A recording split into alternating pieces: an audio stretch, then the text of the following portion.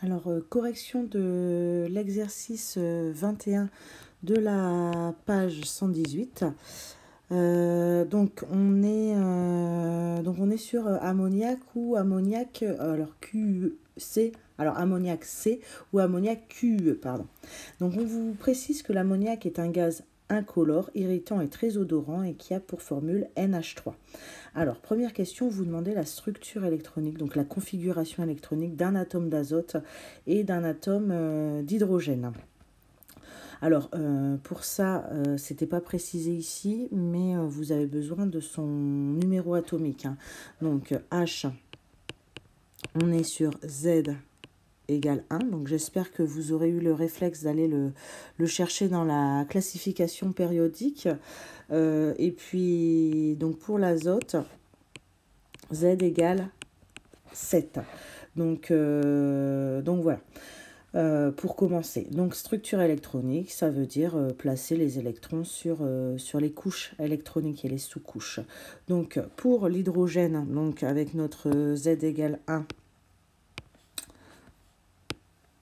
donc l'hydrogène, sa structure électronique, on remplit la couche 1s dans laquelle on va placer un électron. On en a terminé avec la structure électronique de l'atome d'hydrogène. Et puis pour l'azote, donc on remplit ces couches en commençant par la 1s dans laquelle on met 2 électrons. On enchaîne par la sous-couche 2s dans laquelle on place 2 électrons. Il nous reste 3 électrons à placer. Donc ces 3 électrons vont aller dans la 2p. Donc voilà, ça vu dans le chapitre précédent. Et puis, sous-question suivante. Combien d'électrons possèdent-ils sur leur couche externe? Donc la couche externe, c'est la couche numéro 1 pour l'hydrogène. Donc il a un électron dans cette couche externe qu'on appelle aussi couche de valence. Et puis l'azote, sa couche externe, c'est la couche numéro 2. Donc il a 2 électrons plus 3 électrons. Il a en tout, donc dans cette couche externe, 5 électrons. Voilà, donc voilà pour la première question. Alors, deuxième question, combien de liaisons covalentes l'atome d'hydrogène peut-il former? Pour répondre à cette question, en fait, il va former cet atome d'hydrogène des liaisons covalentes de manière à respecter ici la règle du duet, c'est-à-dire s'entourer de 2 électrons sur sa couche externe. Donc pour respecter la règle du duet, il va falloir qu'il mette en commun son électron. Donc si on le représente dans son modèle de Lewis, l'hydrogène, donc H, donc on peut le représenter comme ça, il va falloir, donc ça c'est l'hydrogène et son électron donc sur sa couche externe, il va devoir aller chercher un deuxième électron pour former une liaison covalente qu'on va représenter par une barre. Donc il pourra former une liaison covalente, cet atome d'hydrogène.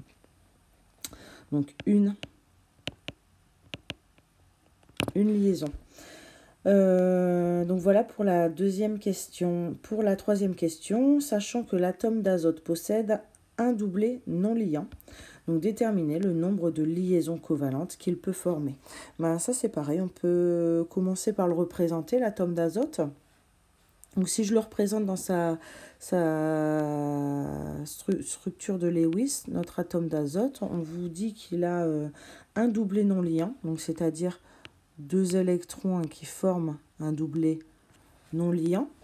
Donc parmi les 5 électrons qu'on avait sur la couche externe, donc on reprend la réponse de la première question. Donc on a 2 de ces 5 électrons qui sont pris pour former le doublet non liant. Donc il va nous rester 3 électrons. Et ces 3 électrons, ils vont aller, alors je vais représenter, ils vont aller former 3 doublets liants. Donc 3 liaisons covalentes. Donc voilà combien de liaisons covalentes pourra former l'atome d'azote. On aurait pu raisonner différemment en disant ben, il a 5 électrons sur sa couche externe. Donc il lui en manque 3 pour respecter la règle de l'octet, donc c'est-à-dire avoir 8 électrons autour de lui sur la couche externe. Donc il ira faire 3 liaisons covalentes pour récupérer ces 3 électrons qui lui manquent. Ben voilà, donc question 4, en déduire la représentation de Lewis de la molécule d'ammoniac. Et ben on va placer notre atome d'azote avec son doublet non liant, ses 3 électrons libres, à notre atome d'hydrogène avec son électron libre. Et qu'est-ce qui va se passer? Eh ben, on va former des liaisons covalentes entre eux, l'azote et les 3 atomes d'hydrogène. Donc, on va la mettre au propre, hein, cette représentation, mais notre molécule d'ammoniac, en représentation de Lewis, elle se représente de cette manière-là. Et si on reprend la formule brute qui vous était donnée, donc on a bien N, un atome d'azote et 3 atomes d'hydrogène. Donc voilà ce qu'il fallait répondre pour la question 4.